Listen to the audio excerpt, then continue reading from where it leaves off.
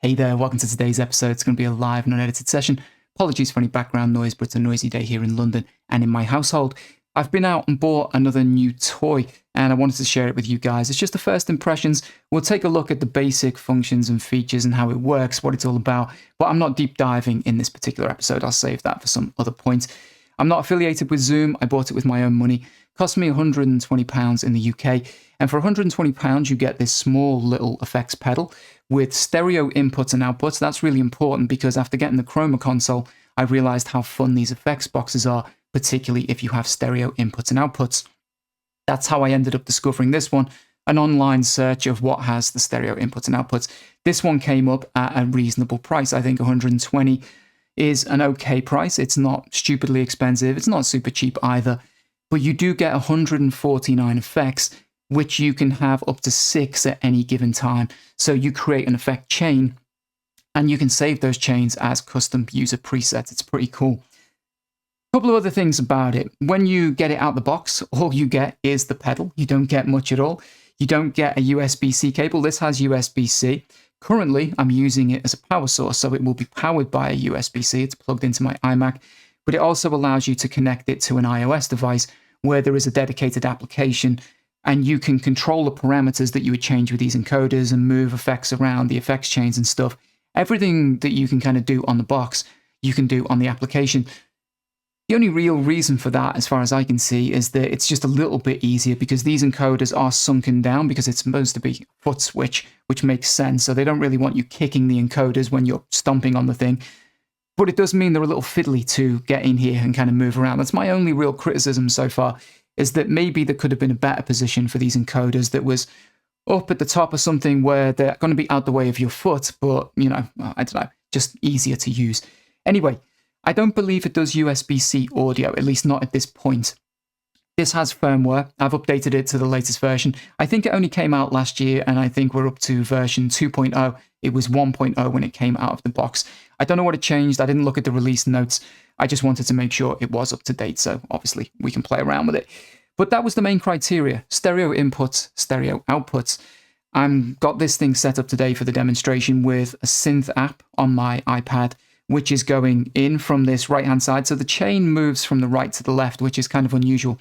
I'm used to a DAW, so things move from the left to the right in terms of your signal flow. But with this, you can see the arrows tell you we're inputting a signal from the iPad coming in from the right-hand side, and it's moving out into my MPC. So when I play my MIDI keyboard, just a basic piano tone, something that we can do a little sound demo of some of the effects in a second, but that's coming through, going into the MPC. Turn it up a little bit there. But that's how it works. When you set this thing up, you choose effects of the 149 different effects. And as I said, you can have 6 of those in your signal path. Again, moving from the right-hand side through to the left. But you can move that signal around, or you can move the chain, is what I'm trying to say. So if you load up 6 different effects, you can load up just one, of course, but anything up to the 6. And then inside of the menu options, if you want to, one of the first things you're greeted with is move effect, so that you can move those effects around and you can move the chain. That's important, of course, when you're playing with effects, because maybe you want your EQ after your compression or whatever it is, delays before the reverb. You can move them around and set it up. The other thing you'll notice, we're not going through everything because, as I say, this isn't going to be a tutorial, but we've got BPM for the unit. So let's say I'm working on the MPC. I've got a track, it's 80 BPM. I want to add a little synth noise and I want to put some delays and things on there, but I want those to be in time with the project. I can click on this and I can set it to 80 BPM to match the MPC project. Here you can see where it gets a little fiddly trying to grab hold of these things. But there you go. You can set the BPM. One other thing that I think you might be interested in, there's a bunch of stuff in this menu, as you can see. You can copy patches, you can name them. That's kind of cool, actually, that you can name on the pedal itself. So if you save your own preset, you can name it here, so it's easy to find. But this one might be of interest. Via the USB-C, it also does send USB. Now, I haven't explored that yet. I don't know in what way that it does that. I'd be kind of interested to know if you could map these little encoders to maybe a separate like hardware controller. That would be kind of cool, but I don't know if you can just yet. But just be aware that for those, the things you might be interested in, would be USB MIDI channel. We've got that here. We'll come out of this, but BPM. You can change the contrast, you can change the brightness on the screen, you can do a bunch of stuff. I accidentally clicked on patch name there, but if I wanted to change it, that's how you would do it. I'm just going to exit out and come back. In terms of the basic functions, it's very intuitive as a pedal, I'll say that. You've got these 4 big buttons here, all designed to be used with your feet, but I'm going to be using my hands. So your main one for turning your effect on and off is your main stomp button in the middle. It does take a bit of a press because it's designed for your foot, not your hand, but it's fine. You can put it on a desk and you can use it. These are the same. They don't take too much of a press. Actually, these are easier, the black buttons, but this is the preset, so you want to move up and down. You can see you can just scroll through the presets and choose different ones. Once you've chosen a preset, you can then tweak the effects with the parameter encoders. So whatever one of the effects you've selected out of that chain, which you can scroll through. So let's do that actually. Let's go to a preset. By default, when you buy one of these, there are 100 preset slots, 80 of which are taken up by the built-in content, the built-in presets, but you can overwrite any of those. And because this has a firmware update and there's a factory reset, I'm assuming if you accidentally overwrite something from the factory that you really like, you'll be able to just reset the device and put it back. But just keep that in mind. 80 of them by default are kind of used up, but you can overwrite them. So you've got 100 user slots if you want them. This is like, it's called Bomber. Maybe not use that one. Let's use something else. What's this one? Sound EFX. Let's see what that does to our sound. Oh yeah, so you can see it's got definitely some shimmer reverb on there. Turn it off for a second. Nice and basic. Yeah, it's pretty cool. When you've got this turned on, you'll notice if you've got multiple effects in your chain, you'll have little arrows to let you know. So this is probably at the end of the chain by the looks of things because we can't go any further that way. So if we scroll using the scroll buttons, you can see this one has 3 effects loaded in out of the 6 that you could potentially have. And I can scroll through them and it tells me this is number 1, this is number 2, and this is number 3. So nice and simple. To create your own, which is what you're going to do most of the time, what we can do is we can just choose an empty slot. So starting here at 81, this is where currently the free user ones are. But as I said, you can overwrite them. So let's say we wanted to create one. What we can do is we can just add. It's very clearly written on here. You can go to the library as well. If you just want to start out, you can add like something from the library. So we could do it this way and say library. And this is how we get into our effects using scroll left and right and the memories up and down. We'll move over here to the left. Gives us our first category. Now the categories are all color coded. So your first one here is this like teal kind of color. It's pretty nice. And I've always liked Zoom. I used to have another older type of Zoom pedal ages ago. Unfortunately, it was only mono, but it had these little like nice little diagrams. They're basic, but there's something very pleasing about them. But if we move through, you will notice we just get all of our choruses and whatever else is in this category. If we hold it down, it will just go through them. You'll see it's changing. And as you can see here, there's a lot to mess around with. 149 effects, don't forget. So phasers, warping, there's definitely flanges. I know there's modulation. There's all kinds of stuff, vibrato, bunch of stuff. We're not going through them all or anything, but we've got all of that set up. That's one category. I just want to show you the categories first. Move over one, you get this kind of lilac color. This is where there's a bunch of delays and some other stuff. Go through here again, you'll see lots and lots of, you can click obviously, but to speed it up, I'm just holding it down. You can see there's a ton of different delay types. Every single one of these, don't forget, as you start moving the encoders, opens up the parameter screen. And if there's an arrow, it means there's more than one screen. In this case, there's 3 screens for this one.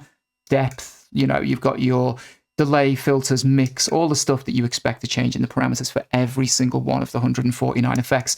So when it comes to sound design and sound manipulation, you're going to probably have quite a lot of fun with this little thing. We've got it here. So yeah, well, again, we're not going to go through this entire category, but just so you can see lo-fi delay, pitch delay, tremolo, drive echo, ice delay, trigger hold, a whole bunch of stuff.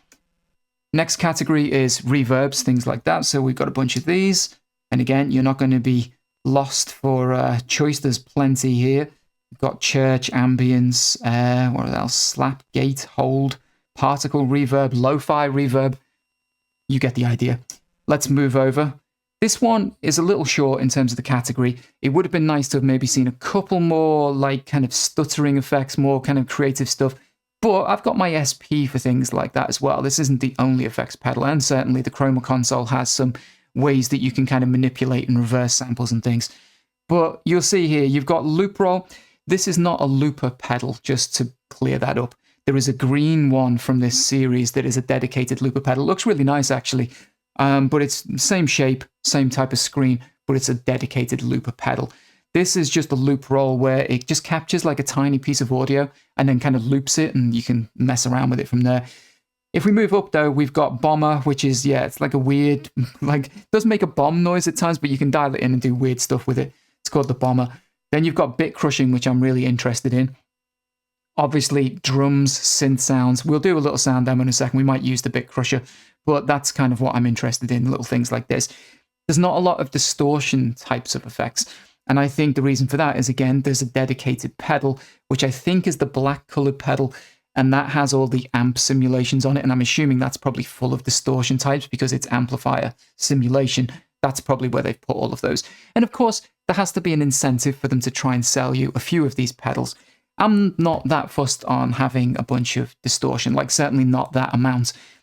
If you're a dedicated guitar player, then perhaps you'll want all of that like amp simulation, but I don't really need that much, and I could use my SP for some like distortion effects and things. But yeah, this category isn't huge. You've got this mono synth, you've got the Z organ, Roto Closet. There's a couple of things here which I think are to do with setting up the kind of chain. So it says line select. I haven't looked into this properly yet, but I'm assuming it means you can maybe split the line inputs and do something interesting there. And then aside from having a global BPM for the pedal, you've also got BPM that you can set using one of the effect slots if you want to sacrifice one, because it will use an effect slot. But you can presumably choose a dedicated BPM for that particular preset. So you could have a bunch of different presets all at different BPMs that you can call up depending on what you're working on. Maybe you're doing a live gig and one song's 90 BPM, the other one's 120, who knows? That kind of thing. Moving over, we've got this ping category with a bunch of compressors and limiters and stuff like that. And again, if I hold it down, tons of different compressors and limiters, noise gates. We'll move over, then you get into your filters. So you've got resonance filters. And if we move through a bunch of different filter types, you've got like wah, so you've got like that wah effect. There's like a crybaby type of filter for guitars, synths. It's going to sound really good. And if we move through a little bit further up, there is some EQ options as well. So you can EQ, and there's some designed for guitars. There's some designed for bass guitars and things like that. But moving through, you'll see bunch of different filters, and then you get into your EQs. So that's the effects. We're not going through all of them, obviously, but there's a lot in here. And you build your chain. It's nice and simple. In order to build the chain, let's just quickly go to something. So when you've selected one to commit to that particular thing, so you wanted this parametric EQ, you press the button and it loads it up into the first slot. So that's how you choose. But if you want to change it, just go back to the library, and then you can select whatever else you want for the first slot. So let's put something together to mess around with our kind of synth sound. Let's go with, I don't know, let's try something from the chorus menu, see what we've got in here. Let's see, stereo chorus, let's just do something basic. We'll load that up and we'll turn it off. So this is the sound beforehand. Turn on the chorus. And you get what you expect. It's a chorus, it opens it up, it's wider.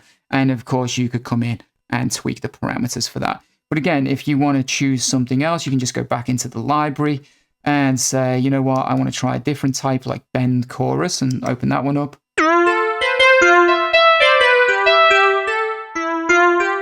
Yeah, and you get that kind of like bendy, wobbly effect to it. Let's leave it like that. If you want to add, you press add.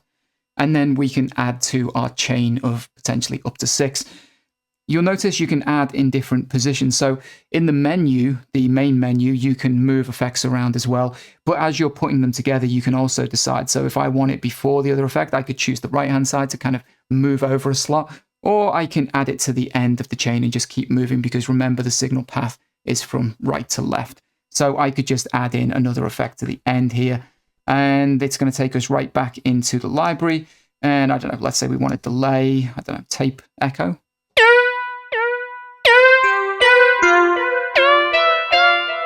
So we're getting that kind of wobbly effect from the first effect, and then the tape echo, which is on top of that. and we can load it up. Then on the screen, we see our little arrow appear where we can go between the two effects. We want to add another one. We'll add maybe like 4. I don't need to add all 6 in just for this demonstration, but just so you get the idea, we'll add another one straight into the library. And I don't know, let's add some reverb. I don't know what type. Let's see what's down here. I think there was one called particle reverb, which caught my eye before. I haven't really had a chance to try many of these yet. Let's see, particle reverb. Oh yeah, that's pretty cool. You can start getting into your like ambient textures and things. Don't know what would happen if we crank that all the way up. What's the mix like on that? Let's open it up and turn the mix to 100.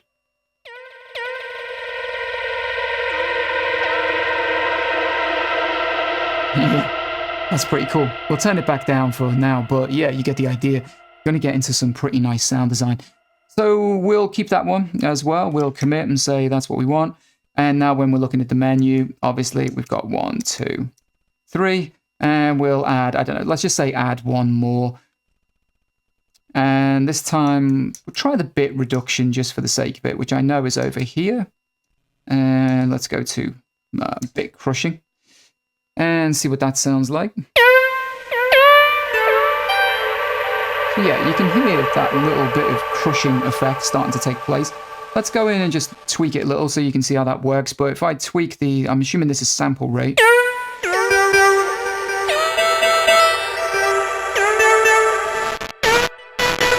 And really crush it.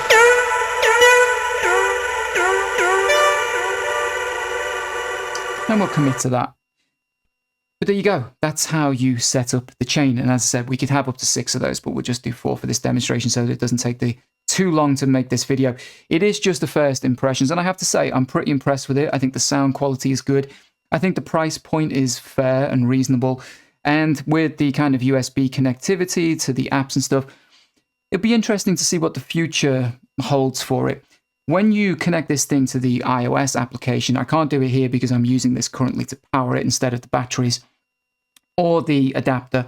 And I think I mentioned that at the beginning of the video, but you don't get a power adapter or the USB cable or anything. You just basically get the unit. But if we had this hooked up to the iPad, you can delete effects from here, which makes me wonder whether in the future you'll be able to add more effects. Maybe they'll add more in that you can load onto the device. They're never going to expand too far, like because of what I said previously. They've got a selection of these pedals. They want you to buy them all. So they're never going to fill this thing up with kind of amp simulation because that's what the other pedals for. But it might be cool if they added in a couple of extra little effects. The ones I'd kind of like to see would be more sound effect type things. There is a slicer on here. There's a sort of slicing effect. There's gated modes where you can kind of gate things. But yeah, I don't know, just a little bit more, some distortion, more lo-fi maybe in the kind of sound effect department. Who knows? Anyway, it comes with plenty to get you started. And that's really what I'm going to be using it for. We wanted to make a little bit of a fake sample that we want to record into the MPC, and it could be anything. You know, you could record something like that, like super quick. Not a bit crushing. Let's just go in here. Let's take the tone down. It's kind of bright. Make it a little bit more lo-fi. But I could be recording this directly into my sampler, depending on where I've got the threshold set, unless we leave it. But a couple of little notes. If I wanted that as a sample, and we can just let that play out for a second, or we can turn the effect off. If I go to mode and trim, that sample is now there. And it's ready to chop up. That's really what I'm interested in it for, is sound design purposes. I think it'd be cool to take some actual vinyl samples and things, run them through this box, and then chop them up and have fun from there. But anyway, I'm going to leave it there. It is a new toy. I don't need any more, but you know what it's like when you buy these things. Hope you've enjoyed this episode. Take care, and I'll see you guys in the next one.